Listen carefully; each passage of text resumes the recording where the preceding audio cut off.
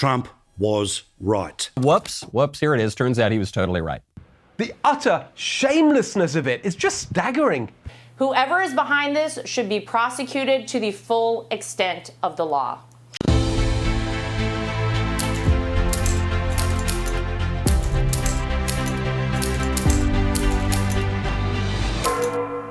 Trump was right. This isn't a conspiracy theory. His claims were true. Democrats were spying on Donald Trump, not just as a candidate, but as president of the United States in the White House, as well as in his own home. A government contractor spied on a populist presidential candidate, then passed the information to his opponent's campaign, which gave it to the FBI and the news media, which distorted it to create the illusion of treason, which was then cited by the politician who paid for the whole thing as a reason not to vote for the guy she spied on. Got it? It's a closed loop. Everyone's got a role. This is totally crazy. You're a conspiracy theorist. How dare you make such a whoops, here it is. Turns out he was totally right. Totally 100% right. As of just a few days ago, we now have firm proof that not only did Hillary Clinton affiliates spy on Donald Trump when he was a candidate, but they even went so far as to spy on him when he was president, all in a desperate effort to frame him for colluding with the Russians, something Democrats have been doing for 100 years. She paid people to hack into Trump's computers and frame him for being a Russian traitor. That would be like paying someone to break into Trump Tower at 2 o'clock in the morning, plant a bunch of guns and drugs and Russian documents, and then call the FBI and said, hey guys, I got a tip, why don't you go raid the tower? That's the same thing. And we now know, too, that this was happening as far back as 2014. The CIA knew Crooked was trying to frame him. They briefed Obama that Hillary was going to frame him. They briefed the FBI that this was a frame job. So Mueller was just a cleanup operation to tee up the impeachment, and it failed. So it's not, I think, Greg was being facetious, I think, but when you look at January 6th, and then you look at this, what did more damage? I mean, think about how many people's lives were destroyed, how it divided the country, how it made us question our democracy, question the election and our institutions. It ruined multiple Thanksgivings for me personally.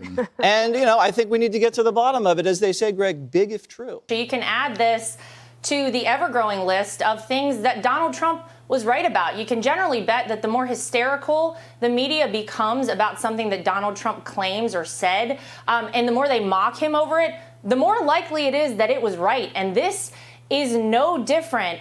This is what the Democrats do. They weaponize the system against their opponents, and they basically never get called on it. Somehow, it continues to get covered up.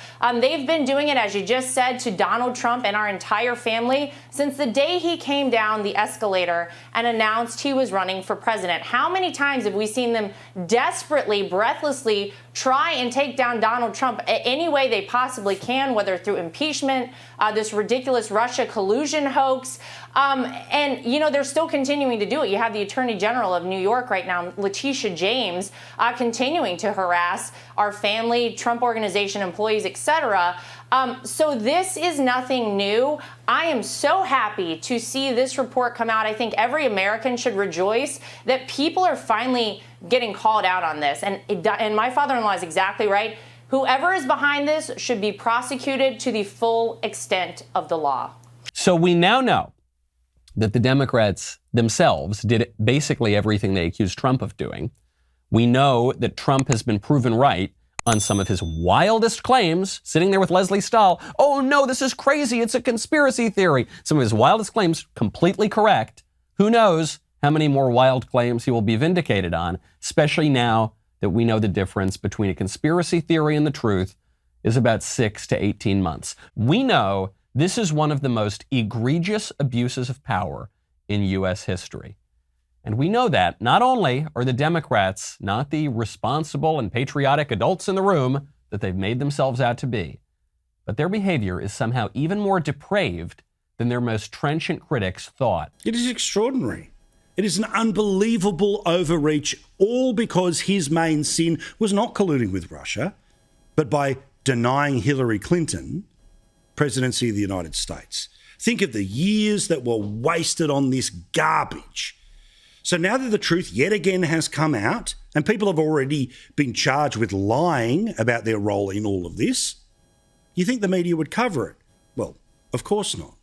Right before I came on, literally during the commercial break, I looked at CNN.com. I looked at the New York Times homepage, the Washington Post homepage. You can't find one story on this explosive development as far as the Durham report, or at least what we're going to see in the Durham report, in writing, a guy who has now been investigating this for some time now, and you want to go attack Mr. Durham, go right ahead. As far as his credibility, that's not a place you really want to be. I can't find one story about this as far as the Clinton campaign actually now hiring people to access servers of Donald Trump, of his campaign, while he's in the White House. This is worse than Watergate. I hate to quote Carl Bernstein, who has said that about 1 billion times on CNN Air, but it's true. And the fact that there is a media blackout on this tells you exactly where our media is at this point, where you say they went all in on Russia collusion and Trump. Carly, we're talking not for a couple of weeks. We're talking for 3 years of a presidency. And now that it looks like this could be turned on its head completely, no one wants to touch this story because they know that they are all culpable in pushing this narrative that basically drowned the country for 3 years and a presidency, quite frankly, for 3 years. And it's just incredible. Not incredible. It's not surprising, but the fact that no one's even touching this story at these major news organizations tells you everything where we are right now as far as trust in our media, which is, I don't use hyperbole very often, really is corrupt at this point. I mean, at this point, they are an arm of the DNC. You can't say it any other way. And the whole world can see that what they've been saying is literally the opposite of the truth. That it was Hillary who did the hacking, that it was Hillary who did the Russian interference. How did the media cover it? On the Sunday shows today, George Stephanopoulos, ABC, 0 minutes. Margaret Brennan, CBS, 0 minutes. Jake Tapper, CNN, 0 minutes. Poor old Chuck Todd. He was bumped by the Beijing Olympics. NBC got to keep that genocide cash coming in. But how much time do you think he would have spent telling his audience today that everything he's been telling them about Russia and the 2016 election for the last 5 years was a lie? New York Times, nothing. Washington Post, nothing. Reuters, AP, nothing, nothing, nothing. They are so embarrassed they can't even begin to admit how wrong they were. But honestly, how can we have a functioning democratic republic when the media just buries information that contradicts its ideological narrative? Biden, family corruption. The origins of the pandemic in the Wuhan lab. The Johns Hopkins study showing lockdowns didn't work. And now this. Amazing. And this is worse than January 6th, 9/11, Watergate, Hindenburg combined. That's what CNN would say if this, in fact, were Trump and not Hillary. In this case, they are focusing instead on Joe Rogan, claiming that his use of the N-word was another January 6th. This is another illustration of the news spigot. Like when with Mueller, the legacy media can turn that spigot up full and just blast it 24/7. Then the Hunter laptop, turn the spigot off. Everybody's like, what happened? Where'd it go? Biden wins an election. You don't hear about Hunter Biden. Then Trump flushes paper down the toilet. Spigot comes up and it hits you in the face. And now you got this collusion. You got real, authentic Russian collusion. This is all about Hillary. And the spigot goes off.